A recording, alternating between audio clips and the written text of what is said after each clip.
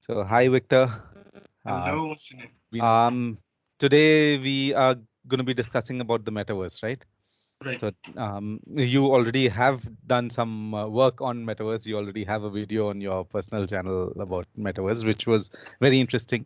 Um, I also have a little bit of exposure to the metaverse. I had conducted a talk by a consultant at City UK, Citibank UK, who had who had created a report on the metaverse. So, because of that talk, I also have some exposure to the metaverse.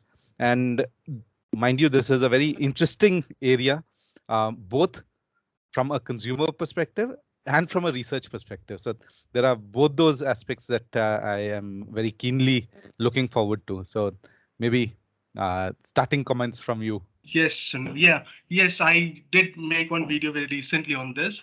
Oh, this is another topic I'm quite interested in, but again, this is just starting out. Like everyone is at the exploration phase. We have to see how it turns up. But I think one of the times where this actually became a buzzword is when Facebook announced its entire parent company as Meta, right? And it's the conceptualization was completely around the metaverse that Mark Zuckerberg wants to build, right? I don't think it's a new concept. It's already there. So metaverse is something. I mean, it has got steam right now, but this has, in some form, has already been there, right? So essentially, what is metaverse? I feel it's just virtual reality. Okay, right now in the virtual reality that we see, it's there. Metaverse will be slightly more evolved experiences that will have to go. I mean, that will happen with advancement of technology. But it's not a very new thing. You already have video games, right? You already have video games like Decentraland, Sandbox, which already like yes, yeah, Minecraft. absolutely right. So this already okay. Now I get the background. Good one. So yeah, so this already in some form were there, and games by default are immersive backgrounds. I mean, even when you go, I mean, forget about those games. Even the earlier games where, for example, you are taking a gun and shooting. I mean, you're playing. There are so many games of that sort. I mean, even there you feel that you are actually firing the bullet. Like your emotions and everything is so involved in this, right? I mean, you just actually feel that. So I think that's a very nascent stage. I mean, where metaverse, the conceptualization in a way has started. Now, with advancement of technology, it might happen that I mean, we can actually feel ourselves getting transported into the medium. Right now, it is still a 2D medium for us. I know I can still see the person in front of the inside the game is not me. I know it's just a graphic image which is playing on my behalf. In the metaverse, what might happen, and I'm saying might, is that I may actually feel that it's me who is going and playing around. Right? It's me who is going from one place to another, meeting via meeting. I mean, this meeting is in a 2D form. We might actually be doing it and feel that as if we are actually meeting, right? And in our experience, not physically, but in our experience. So I think yeah, that's what metaverse is not a new thing. The it has caught steam very recently, but we have to see where it goes, how it goes. There are challenges, of course, and we'll discuss about it. But I'd like to know your initial thoughts on this. What you see it is, and how do you explain this? Yeah. Okay, so for me, I got curious about metaverse around the time when Zuckerberg changed Facebook's um, name to Meta. But then that's when I started seeing a lot of matter around it. But much before that, there was another case study which I had seen, which was which was based on Second Life, but it was a Harvard case study which was on something similar. It was, I think, called Zinktopia or something like that. Zwingtopia or one of those. It was also supposed to be like Second Life, a virtual world in which people have avatars, and there's this brand manager who's deciding on what their strategy should be. Should they advertise mainstream or should they advertise in Zwingtopia? Now, the interesting thing about that is not a new case study. That is not a 6-month-old case study. It is at least a 5 to 8 year old case study. So the entire background of the metaverse has been developing for multiple years. So trivia on this. I didn't do the homework for this, but I had three academic associate students of mine who were working with me last term, and I'd asked them to do a little bit of research, background research, search and stuff, and get information on the metaverse. So multiple students they reported. So the the term metaverse is, as you know, a portmanteau of meta and verse, and so verse coming from universe, and the word was actually introduced by Neil Stephenson in his book Snow Crash. Right, it is a 1992 book. Right, so somebody in 1992 was already imagining stuff that we are finding exciting in 2022. Right, 30 years down the line, and now we are finding these things interesting. Somebody already wrote about it at that time. So yeah, my initial thoughts are that this is going to be a very interesting, exciting area because there is a lot of potential, right? When mobile came in, everybody was like, "What can you do on a small screen?" I mean, a mobile need not be the most important thing. It'll remain your laptop or your larger screen or other things. But that was not the case, right? Because of sheer ease and sheer convenience, mobile sort of ended up dominating the world like nothing prior to it, right? Uh, the other thing that I think about when I think about the metaverse is one is of device or device dependence, right? So while you get a decent 2D experience on a laptop screen or an iPad or a phone also to play things like Minecraft or what my kids play called Roblox, right? They spend hours and hours on Roblox and play these stupid games, which I call them stupid. I find them very irritating. Where they're just running around the entire place having fun, but then for me it's not that interesting. But my daughters, they forced me to download that on my phone and play it with them. I mean, they kept tracking, when are your summer vacations starting, when are your summer vacations starting? Okay, now your summer vacations have started, now you've got to start playing it with us. It's a while all these things provide a decent 2D experience, the 3D experience is something I think which is going to transform it and make it a lot more desirable, right? So for that, when I mean your headsets are going to be very important, and I used to keep thinking every time when I was doing research around mobile devices and stuff, um, that what is the next iteration? Where is technology going to go next? It obviously seemed to be wearables, right? So the phone, instead of carrying a phone in your hand, you wear a band or something, and then that projects stuff which your phone screen would have. That was a possibility. I always found the idea of using a mounted uh, head head up display sort of thing much more interesting. But the way Google Glass failed and all the backlash that happened with Google Glass, I thought maybe there is lesser possibility of something like this happening. So Google Glass was you taking your augmented reality out into the world. But sorry, what seems to be working more seems to be this VR sort of thing, right? Where you're in your room, you're not invading into other people's privacy and stuff, but then you're putting yourself up in a virtual world through your VR headsets, Oculus, or whatever else you'd want to consider on that. That seems to be the major highway going towards the metaverse. Now, that is my personal view. So while I mean, before I hog too much of time, I'll give you one very interesting example. I don't know if you've seen this movie, and I keep quoting it whenever the question of metaverse comes in, called Johnny English. It is so Rowan Atkinson, who plays Mr. Bean.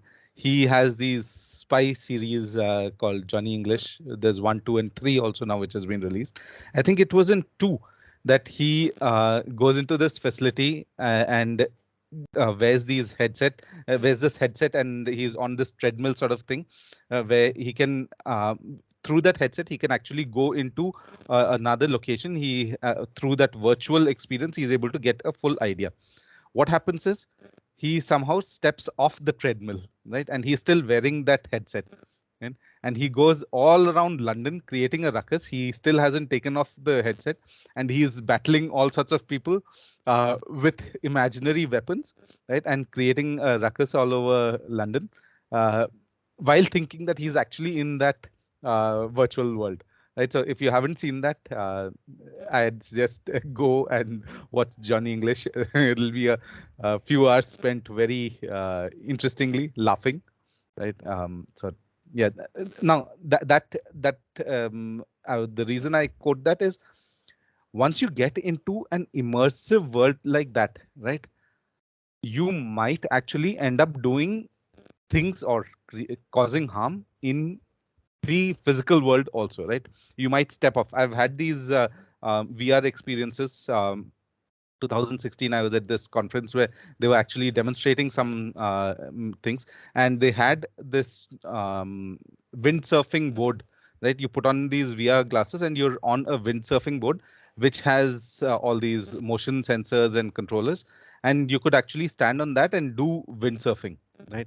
um, and I tried that out, but it was, I mean, there were times when I felt I was going to fall off, right? And I almost got that feel, but it was safe, it was controlled, it was a controlled environment. But then what when it is not a controlled environment, right? When you're doing it at home, something fails, you might fall on your head, bump your head, whatever. You can cause harm to yourself and others, right? So let me stop at that and see if you've No, had any that's other. that's very interesting. I mean, I also had this one experience. I did not have much of that, but I don't remember where exactly it was. But it was some sort of some park, amusement park or something. So, and again, it was many years back. So, as I remember, we had to sit on one chair sort of thing, right? And you had to put some glasses or something. I don't even remember what we had put in. But then there was a screen in front, right? And there was a roller coaster ride happening. Yes. Okay, and you used to feel, I mean, and once you put that thing inside, you feel actually that you are in that roller coaster. I mean, all the adrenaline rush and everything. It's like actually feel that, man, I am in this. I'm actually riding this. What do you call the roller coaster, right? True. It was so real. It was so very real. So after the glasses were done and everything, so when I came out, then I saw the next batch was going in. All I saw was that all it was happening is that the car where we are sitting, or where it was just what do you call, Rocking. just rolling. I mean, rocking in the same place. It's just rocking in the same place. But in the experience of the person who is sitting, it's as if the person is actually in the roller coaster. I think True. that pretty much is really metaverse. I mean, in our experience, we'll feel as if we are part of this medium. We are part of this physical medium. One difference might be, still in that roller coaster that I saw, it actually looked virtual. I mean, it did not really resemble the real world. We knew it was virtual. It was just that we're feeling that I'm going to actually fall down, and again I'm going up, and all of those. The metaverse, as it grows, I think the resemblance that the virtual world or the digital medium will have, I mean, that distinction will pretty much merge, right? I mean, for example, the home that we see, for example, your and my home, in the metaverse, we might have the same home. And in our experience, we may not feel that it's a virtual world, right? I mean, the walls and everything will be as if we're actually there, right? Till the moment we have a sense that we are wearing something. Other than that, if you don't remember it, we'll actually feel as if we are there in that medium. Everything is happening physically. Right, so I think that's where the metaverse, and so that's the reason I say that it's not a very new concept. It has already been there for years. It has already been there. The experience that we feel gradually, that is what I mean. Ultimately, it's all about experience. Why are people talking of metaverse? Why are people talking about these newest technologies? It's all about experience and engagement. I think any technology, I think at the end of the day, I mean, either directly or indirectly, it somehow leads to either of this. There is engagement and experience. I mean, and both of these are very interconnected. If you have good experience, you will be engaged, and if you're engaged, your experience will also be there. So I think metaverse, the thing that we are talking about right now, and all big companies, all giants, Microsoft, Apple, everyone's talking about metaverse now. It's about that creating that superior experience where the distinction between the physical reality and virtual reality, that will in a way completely die down. I mean, that's what I feel that's where we're going. But having said this, I think the biggest challenges right now, what I feel is that all of these companies are building their own metaverses. right? I mean, Facebook's metaverse, I mean, they can replicate, say New York, the entire city of New York, they can replicate as it is, right? But then so will Microsoft, so will Google, and so many others, and there are many startups who are already doing this, right? But then if we want to have a unified experience like the physical world, because the promise of the metaverse is that the distinction will die down between physical and virtual, right? But then if that distinction has to be really that evolved as we feel in the physical world, then all the companies will have to build one unified metaverse, right? That's one. Second part is that we are also talking about buying and selling plots and a lot of these things which are already happening, NFTs and everything, and maybe we can discuss more on this later. But then even for that thing to happen, I mean, you can replicate the city of Delhi, okay, in two different metaverses, and you can say, okay, I have a plot in Delhi in the metaverse, and the same person, so I also bought the same plot in Delhi, the same this one, right? So I mean, where does it go? I mean, which metaverse becomes more precious? At the end of the day, it's going to be demand and supply. And if you want those things, I mean, for example, there are 10 people who are interested in buying a plot in certain area in Delhi. Okay. And they do it in one metaverse. Suppose only one person can get, right? The rest of the nine cannot get. But then if the rest of the nine also goes to some other metaverse and as pretty much buy the same plot, then there's no supply and demand thing there, right? And then there's no point. I mean, no one will pay high to get one particular plot. You go, okay, I don't get it here. I'll go to another metaverse and get the same plot. Or for that matter, the NFTs. That is saying, right? So that scarcity thing to happen, and for this to be an economically viable option, I think metaverse it has to be an unified experience. Companies somehow have to come together gradually to build that. I mean, in a way, you're talking of replicating the physical reality, replicating that, but in the experience, it will be exactly like the physical reality, right? So in that case, if you have to really replicate the physical reality, you have to build systems, processes, everything like the physical reality, and only then it will make an economic sense, right? So I think that's where the main challenge is. That's where the main challenge is. Your take on this? In fact, the reports my students submitted in that two things which came up were very interesting. One was about standardization, which is what you also spoke about, and interoperability, which is also what you spoke about, right? So standardization, so that everything is standard across these multiple metaverses, if they are there, and interoperability, so that what I do in one can be carried onto another, so that then it is more or less a seamless experience. So from a research perspective, the idea of presence, right? Telepresence was already there when we started talking about experiences, customer experience in the mobile world, right? Now here in the metaverse, telepresence or presence, so to say, to use the more understandable term, is going to be even bigger, right? Because you are going to feel that you are there, and you're going to feel all those interactions to be real, right? A very related concept is about immersive, right? Immersiveness. How immersive is that experience for for Johnny English in that movie? That experience was totally immersive, right?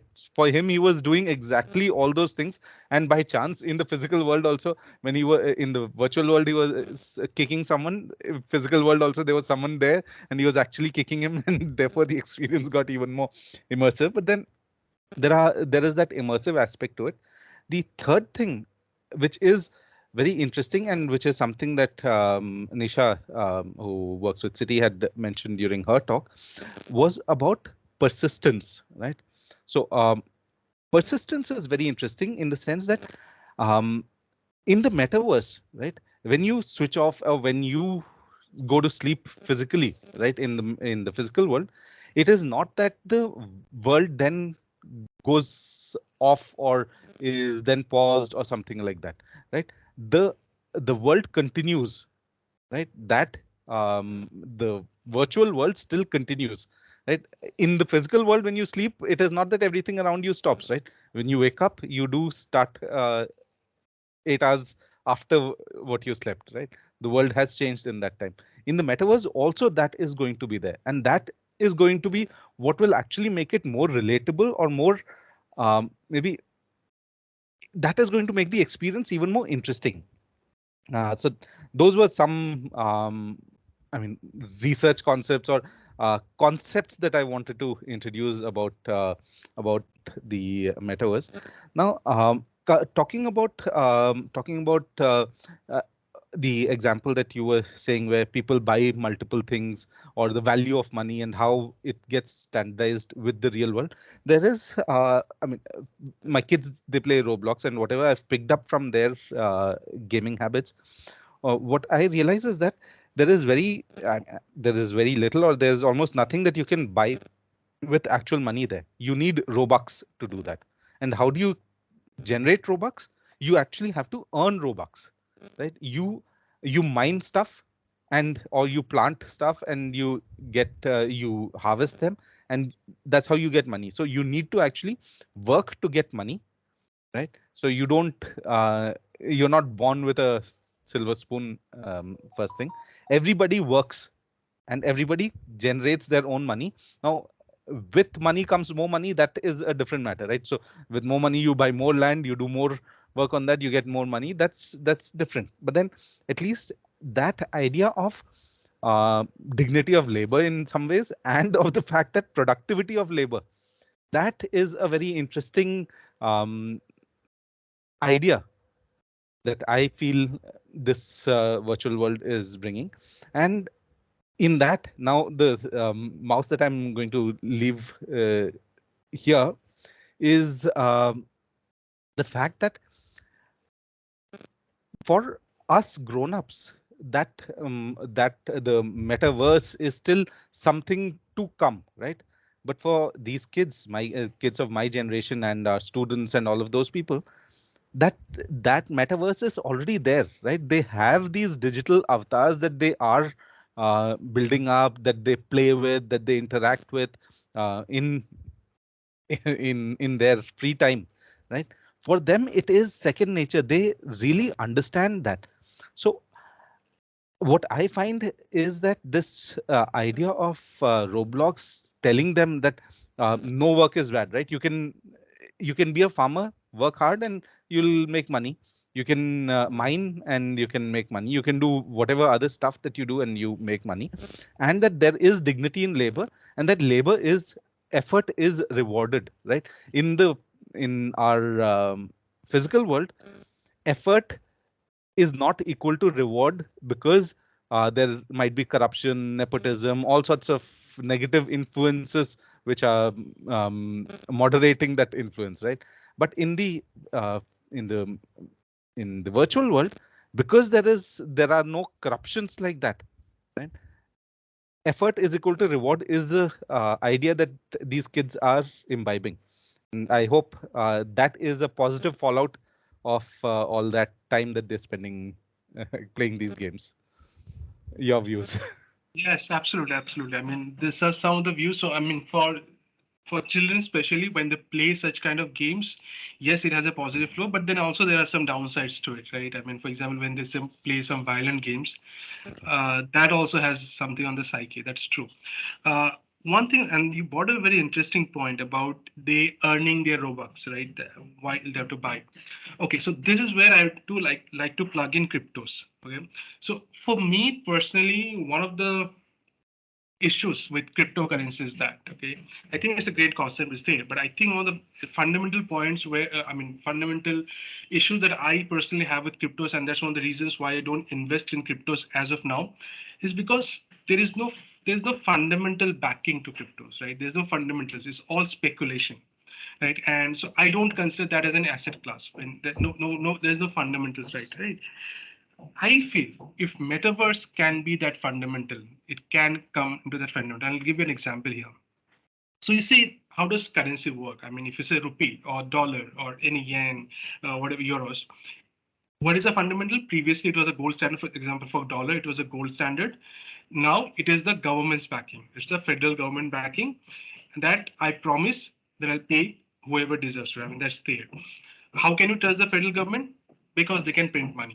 They have the legal authority to do that. So there's a some fundamental out there that there's some backing. Okay, if it is gold standard, then you know the metal is there, right? It can be anything, but there has to be fundamental backing. Today, if you talk about stocks, I mean shares in the share market, there are backing. I mean, the share is a representation in a way of how the company is performing.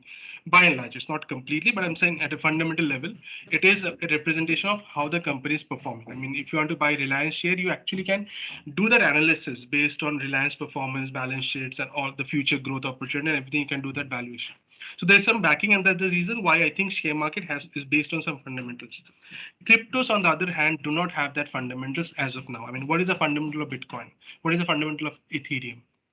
It is about demand and supply. How many are there and how many will no longer be fine. I mean, there's a fixed number to it, right? It's all about speculation and demand supply there. Now, here metaverse can come in. I'll give you two examples. I just talked of Decentraland and there's another called Sandbox, right? So in Decentraland, the same thing. You need a crypto called Mana, right? In Sandbox, you need a crypto called Sand. Now, these are cryptos, okay? Now, this cryptos you can also trade in Mana and Sand. You can buy and sell without even playing or getting into Decentraland or Sandbox. You can still do that. Okay. However, if you want to buy things in Decentraland or play have a life on in Sandbox, you need this particular cryptos, and no other crypto will work. For Decentraland, it's Mana. For Sandbox, it's Sand. So you can have this crypto from somewhere else, and you can go and play in the Sandbox. Same for Decentraland. Now, suppose Decentraland and Sandbox gets very popular, okay? You'll see the value of this cryptos growing up because lot many people will want more of this cryptos, okay? Provided this actually scale up to an extent where this is a mass thing. Now, here is what I feel the opportunity for cryptos will come in. For example, if you have this metaverse and the only medium of trading is say Bitcoin or Ethereum or any other, right?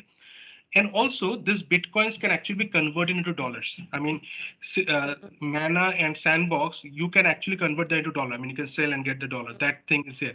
I'm not sure if it's there with Robux or not. Can it be monetized in the current No, form? I don't That is think so. not right. If you don't do that, that will be only limited to a game. If you want it to go beyond and it has to be scalable, then you need that to also get converted into the currency that's being used in the physical world, right? And I think that's where if that thing comes in where you have metaverse and it is popular enough and you want to scale it up, you need people to actually trade in the metaverse using the currency that you're using right now.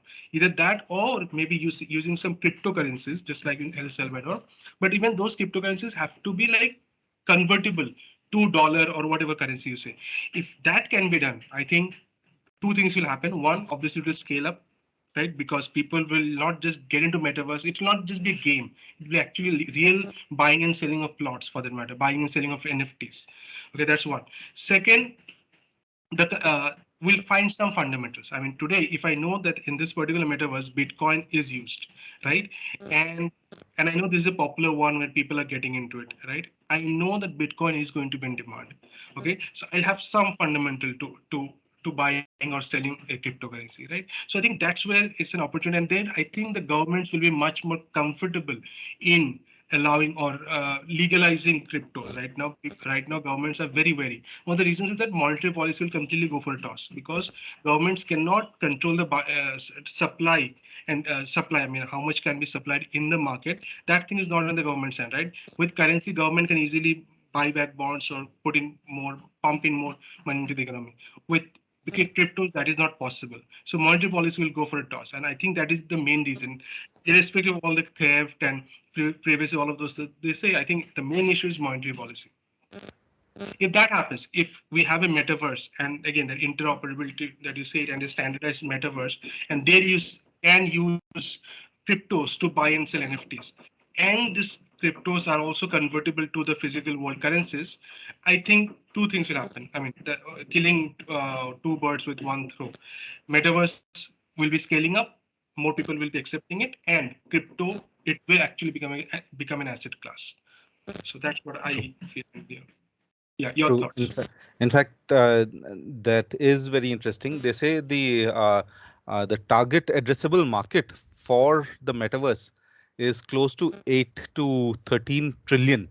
Right, that's the opportunity when you take a broad definition. This is from the City report. Right, it is that large a market. Right now, for for countries, I think, as we've seen with the regulations in multiple economies, especially our own Indian economy, right? The Reserve Bank, the central government, is very wary the of cryptocurrency, because right, it is giving up control. Um, it's almost like a parent having a teenager, right, where the teenager can behave in all sorts of reckless ways, but the parent also needs to realize that yes, sometime I need to give up that control also. I cannot keep meddling in my kids' affairs, right? So somewhere I'm just using a very wild example, but somewhere maybe the economy, which has been in this currency central government or central bank led um, controlled currency system that we have in the world, right? Somewhere that also needs to grow into the next phase, which is, as the world changes, things also need to change, right? So that is one thing that I see. And I mean, when you were talking about you not investing in crypto, I just got reminded. I had some family friends who were visiting from Punjab, and the uncle, he was asking me, so what's the state with the stock market? I said, well, I haven't been looking at the stock market very regularly these days, because I mean, I'm looking at other investment classes. Stock market isn't interesting me that much. He said, oh, and what about crypto? I said, well, crypto I do not invest at all. I don't find it to be too much based on fundamentals. That if one tweet from Elon Musk can send a currency jumping up or falling down like anything, then I don't think I have the capacity or the appetite for that sort of a investment vehicle, right? Though I would love to be the one who's riding the wave, right, and selling on the downside, but then um, and I don't consider them to be um, serious investment opportunities right now.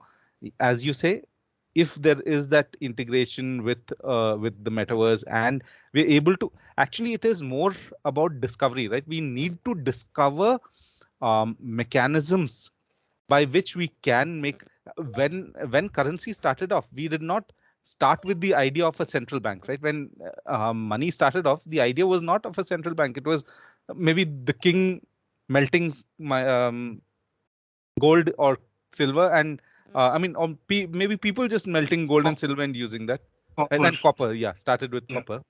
And later, the king started putting his stamp on it just to standardize it and keep gold within the kingdom, right? And slowly, we've had, over the past few years, we've had this concept of the central bank coming in, and maybe as evolution uh, fastens, right, we'll have a evolution in this aspect also. I don't know where it'll lead. You had an interesting perspective on it.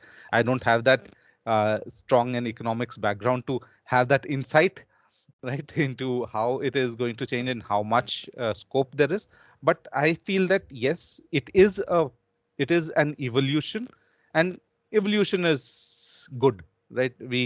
I would say evolution is good. We have evolved from the monkeys. We've evolved into social creatures, and evolution, therefore, from my limited observation of whatever history we know, I think evolution has been good for us. So yeah. Yes, absolutely. So I guess my take on this would be yes, evolution, but then for every evolution, there are winners and losers. The question is, as a society, uh, are we okay with the total, I mean, quantum of losers who will be there in the system, right? I mean, and the question is, who are the losers who will be there, right? I mean, with cryptos, and we're going slightly towards cryptos now. Uh, with cryptos, I feel, see, if why are central banks there? Central banks essentially are there to control demand and supply of currency so that it can help in controlling inflation at the end of the day, right? Growth, for growth, you still have government pumping in money and doing all the regulations, that's there. But when you have excessive growth, the winners will always be the rich people, the billionaires and all of them. They will always do them. These people on the sidelines, the marginalized section, right? That's where people who are not well to do. For them, more than growth, I mean, growth has an advantage for them as well, but more than the advantage is the inflation which kills them more. Inflation is a tax which harms them more than the growth they get, and which is a benefit, right? That's the thing. So that's why any central bank you see has always focused or prioritized inflation over growth, right? And you needed a body to do it. You needed a body to control the demand and supply of money. Otherwise, you can just print as much as you can. Okay, so you need it, and that's the reason why central banks have come in. I think why. So at the fundamental level, they have come in because a lot many people and more number of people were being losers. Okay, and if you have a majority of the section of the society as losers, will gradually have all sorts of other kinds of problems like crime and all of this, because a lot True. of people are losing out, right? So in order to have less number of losers, you had this kind of system that's coming up. Now, when it comes to crypto and also for that matter, metaverse, you will have losers and you'll have some gainers. That's for sure. The question is, as a society, how many people are losing and how many people are winning? That's the thing. If there's a humongous number of people who are losing, take for example automation. If automation kills a lot many jobs, then it generates, it will be a problem because there will be social unrest, right? And in the last few days, in the last few months, we have seen people coming on the streets for different reasons. I mean, the Agni Path scheme was one, but people actually coming. So unemployment is an issue, and not just in India, and around the world right now, it's an issue, right? So when you have metaverse, when you have cryptos, the kind of losers that we create as a society, I think that will define how these things move on gradually, right? True. Even for metaverse, okay, so that's an interesting question. For metaverse, suppose, what do you think will be the challenges for a society or the cons of a society? Okay, we understand the pros and everything that's there. I mean, there's economic value to it as well. Uh, what do you think will be the challenges as a society if metaverse actually shapes up the way it is being envisaged? What do you think? In fact, it's so interesting. There are some points that I had just noted down to cover a basic area in our talk today, right? So things that kept popping in my mind. Victor, I was saying it's very interesting that you brought up this point, because I made a list of things that I felt that maybe we should cover, like a backbone for our talk. And the last point on my list is about gatekeepers, right? And I felt that that is something that we should also cover. And the idea of gatekeepers is, what is the authority, or what is the philosophy or the system or whatever which is going to control this overall world, right? In I mean, when we talk about modern economy, right, there is democracy, right? The idea of democracy from a political perspective is controlling the entire economy. So a democratically elected central government is in some ways influencing um, the central bank also, and therefore the policies, both monetary and fiscal policies, are being implemented in such a way that it does not harm the masses, right? So democratically, that aspect gets covered. Now, what happens in a world like this, right? In the world of uh, a metaverse, right? One, hardware is going to be very important, right? The sort of hardware that I'm going to use, and which is the insight that Facebook had in buying out Oculus in 2015-16, right? I Early guess mover. 2014. It was Yeah, 14, 14, 2.3 billion yes, dollars somewhere there. yes. It was So they Oculus. bought out Oculus at that time with that insight that 2022, 21, 22, we are going to make a big foray into the metaverse, right? Now, so hardware dependence is going to be one huge thing, right? With interoperability, etc., it might not matter so much as to which is the currency, but somewhere that who controls that currency, even if it is crypto, which is supposed to be all decentralized, right? But still, there is going to be uh, um, some sort of influence that some unbalanced influence that might exist, right? So that is also something that one needs to be aware of. So that is also a potential problem, right? Hardware operators. So do you trust Facebook enough to manage the metaverse? Well, there are all sorts of questions that come up after Cambridge Analytica and all those things. It is a question mark. I'd say there is a dotted line under it, which we need to be sure of. Second, um, who is controlling all that currency?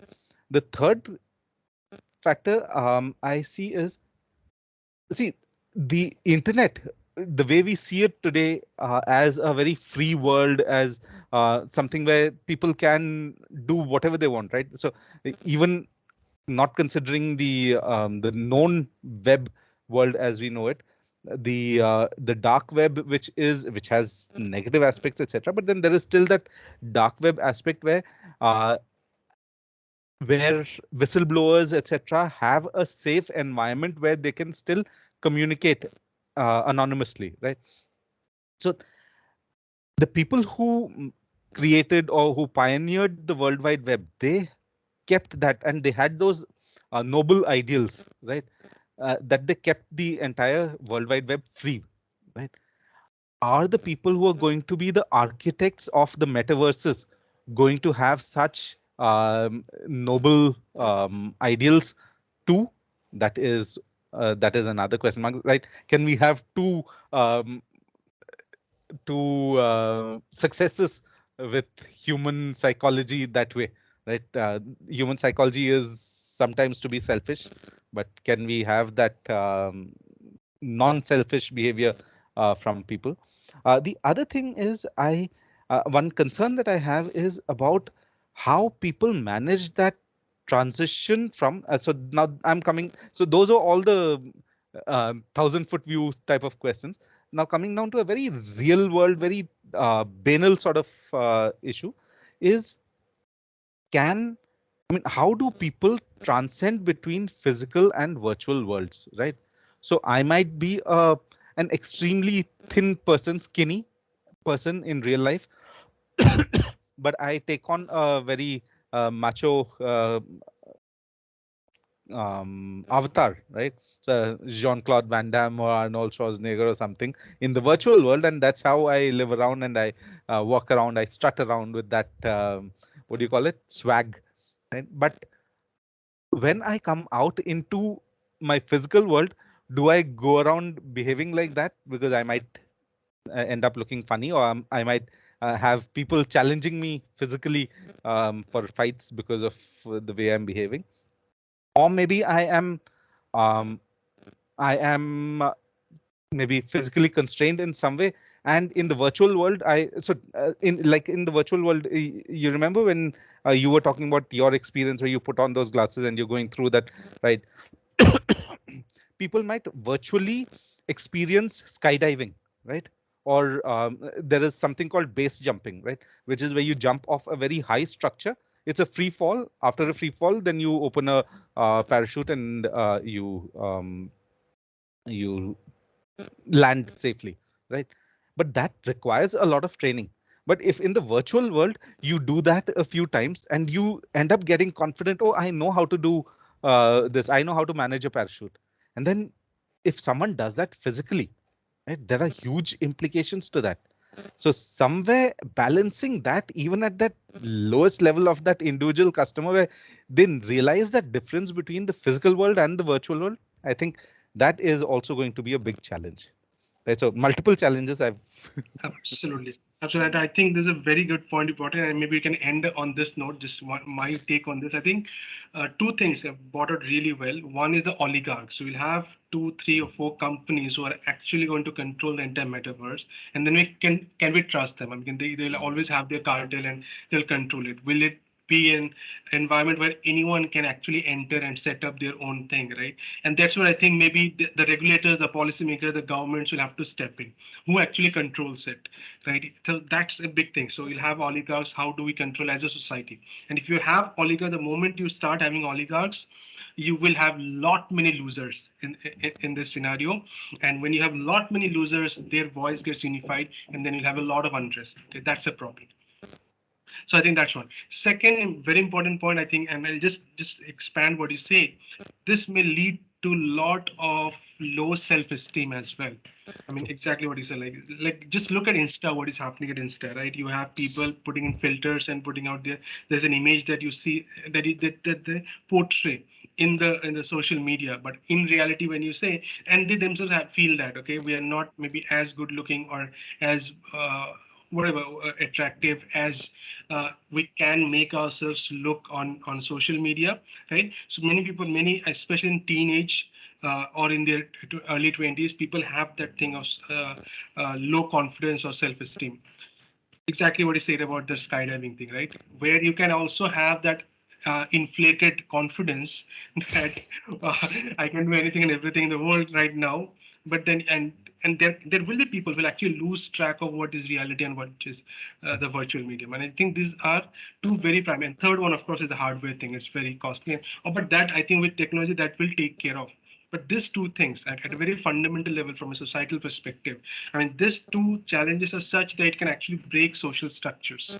True. Right? How do you deal with this is something that has to be understood. But again, these questions, I guess, this may not be yet the right time to completely ponder because we don't know yet what the form and the way this metaverse is going to come up. The moment we get more clarity, and I think the next 5 to 7 years, or maybe in a decade's time, we'll have more clarity. And not just these two questions, there will be a lot many other questions that will come, which in a way fundamentally may have the strength or the power to even break social structure that we talked of. So True. this will be a lot much more difficult things that we'll have to consider. I mean, but these questions will be there. I mean, the True. more understand metaverse as it evolves, maybe in a decade's time, we will have lot many more questions to ask to ponder. And yeah, that's there for us. And I think as I think professors, I think these are questions we can keep on talking about, if not do anything at least. true. And as researchers, I think these are questions that we should also proactively seek answers to. Right. Yes. Absolutely. Absolutely. Great. Fine. Great then. I think we had a Thank great you. conversation once again. Yes. Okay. And we'll talk again on another interesting topic next week. Bye bye. Great. Okay. Bye bye. Yeah. Bye bye.